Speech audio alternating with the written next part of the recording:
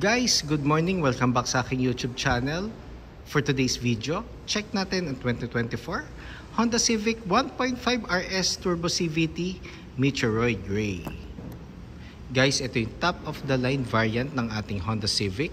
Ang kanyang price is 1,775,000 pesos.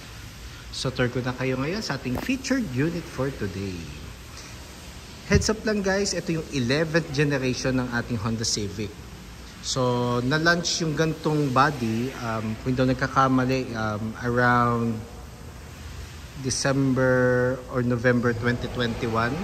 So, possible magkakaroon na rin siya ng minor model change in the upcoming month. So, i-update ko kayo just in case magkaroon na tayo ng final announcement from Honda Cars Philippines. So, sa front portion muna guys, balik tayo. So, sa front portion, hindi na siya tulad nung 10th gen na medyo sporty or masculine. So, binalik ni Honda sa more on conservative side. And medyo may pagka-singkit ang kanyang mga headlights. So, naka-LED headlights na tayo with daytime running lights. LED fog lamps. RS emblem. Then, normally, ang kanyang front grille is matte black. Even though yung front accent garnish natin is matte black na rin guys. So kung mapapansin nyo, smooth ang mga edges natin. Hindi siya sharp. Nagko-complement mismo siya doon sa headlights. Then, meron tayong ano dito mga more on ano to design na parang mga rubber chin ang design. Pero kasama na siya dun sa RS bumper. Kasi nga it promotes the sports concept ng ating Honda Civic RS. Then regarding naman sa engine guys, 1.5 turbo CVT or 7-speed automatic. 178 horsepower, 240 Newton meters of torque, front wheel drive, double overhead cam. So, actually, ang turbo naman ng mga turbo engines ni Honda, mag-activate lang naman siya pag nag-hit siya ng 2,000 RPM. So, ano naman siya, hindi naman siya pagka-on mo is naka-turbo activated kagad siya. So, may certain RPM para mag-kick in si turbo. So, pakita ko lang ulit guys, front portion natin. So, dito naman tayo sa passenger side. So, dito naman tayo sa ating alloy wheels. So, RS design, alloy wheels, 18-inch. So, ventilated disc ang ating front brakes. Then, MacPherson strut ang ating suspension naman sa harap. Ground clearance is 134mm. Then, door integrated side mirrors. So, iwas blind spot siya guys. Then, glossy black naman ang upper cover portion ng ating side mirrors. Side turning lights. Then, lane watch camera. Purpose nito, every time na mag-right turn tayo, sa head unit na tayo titingin.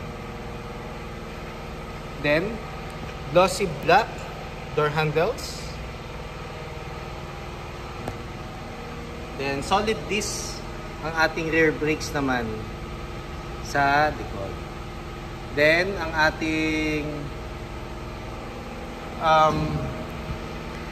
ating upper portion naman is glossy black shark fin antenna. Nakita ko lang ulit guys yung pinaka-side naman. Layo ko lang para mas ma-appreciate nyo guys. Actually, dinrive ko to before sa expressway. Grabe, ang sarap niya i-drive as in. Para ka naka-Fast and the Furious. Then, ito naman yung kanyang back portion. So, sa back portion naman guys, yung 10th gen kasi or yung sinundan na model nito, naka-wing type na spoiler. So, ang ginawa ni Honda, yung 11th gen, ginawa niyang duck type. Glossy black RS design spoiler. So actually maganda siya tingnan for me. Nagko-complement siya doon sa pinaka back portion ng sasakyan. Then meron tayong RS design na emblem, which is iba na yung pinaka shape nung pinaka emblem compared doon sa mga unang labas na RS emblem. Then LED tail lights. Then meron tayong dual pipe finisher for the turbo. Then reverse camera guys, may kasama na siya. So optional naman ang backup sensor natin guys. So kung gusto niyo magpakabit, we cater naman. Then pag binuksan mo ang compartment guys, ang maganda kay Civic, fully open na siya. Hindi siya yung half lang, then iaangat mo pa. So pag may mga dala kayong groceries at fully loaded ang hands natin, mas madaling i-access yung mga ilalagay natin sa compartment. So sa compartment naman, kung makikita nyo, very spacious compartment or cargo space. Spare tire is nandito sa donut type. Then nandito na rin yung tool set. Then itong mga lever na to, pag pinul natin siya, pwede nating i-fold yung sandalan. So, sorry guys, wait lang, ayusin ko lang.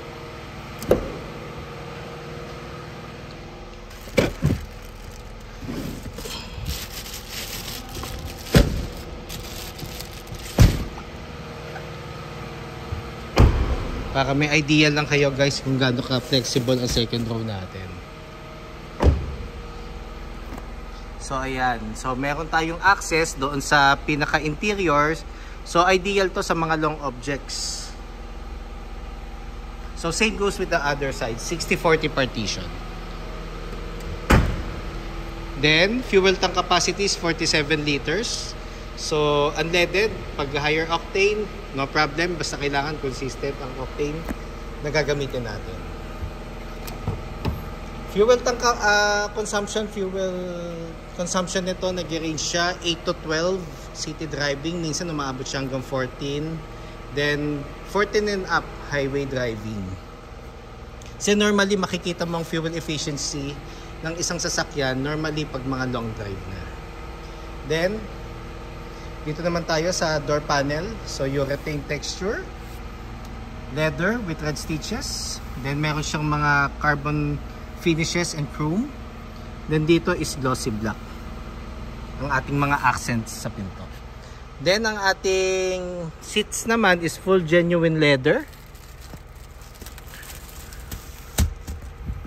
So buksan ko lang rin yung ilaw guys Yan. So full genuine leather guys with armrests and 2 cup holders. Then meron tayong aircon vent sa middle section. Then LED na ang ating dome light. Then ang kanyang airbags is wrap around na hanggang dito sa likod. So smart entry na nga rin pala siya guys. So dito naman tayo sa front portion. So dito na ako sa driver's side. Start ko lang guys. So dito sa mga door panels natin guys, meron na siyang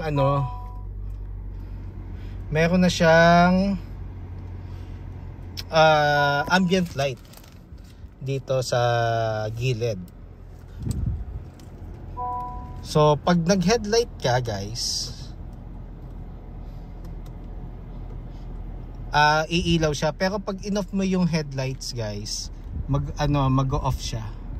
Yan. So pag in-on ko yung headlights, mag-on yung mga ambient lights natin sa gilid ng pinto, sa front doors.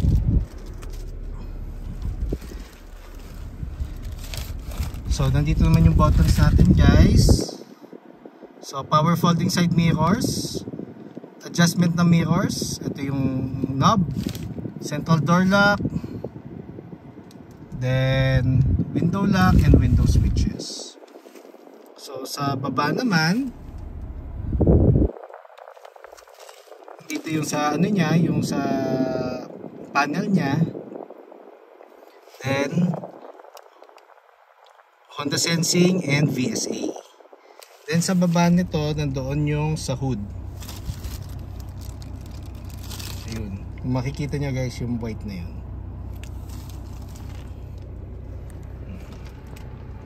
Tapos ang panel natin is full digital na guys. Then iano ko lang guys, off ko lang kasi ayoko na siyang start talaga. Ayan. So dito full digital panel. Then ang steering wheel natin guys is ano na, leather cover with red stitches. Then paddle shifters meron na, equipped na siya, so hanggang 7-speed automatic. Then adaptive cruise control and Honda Sensing. Then audio control and hands-free telephone assist. So sa spoke naman ng ating manubela, combination siya ng urethane sa busina, then glossy black, which gives the more sporty look kasi nga RS design. Then tilt and telescopic ang ating manubela or steering. So it means pwede ko siyang i-forward papunta sa akin and backward, then up and down like this. Yeah. Yeah. Then ilalak lang natin siya pag nakuha na natin yung position na gusto natin. Then mounted na audio control, na audio unit. So touchscreen na siya guys, Apple CarPlay and Android Auto ready. So wireless na rin siya guys. Siya yung unang wireless na Apple CarPlay na unit ng Honda nung nilabas to sa Philippines. Then honeycomb aircon vent, which is mas ano siya, futuristic ang kanyang design ng aircon. Then ang surroundings ng aircon vent natin is glossy black. So nagko-complement yung gray and glossy black sa surroundings ng panel. Kaya kung mapapansin nyo, ang linis tingnan or pulido. Then ang sound system natin guys is Boss na nga pala, Boss. Then ang aircon buttons natin is same sa CRV. So ano siya, mga knobs. Then dalawang USB ports for charging and mirroring, power outlet, wireless charger port, then carbon design na transmission console. So naka leather cover na siya with red stitches. Then park, reverse, neutral, drive. So wala siyang S guys kasi meron tayong drive mode. So sa drive mode, pwede tayo mamili ng normal, econ, or sports mode. Electronic park brake.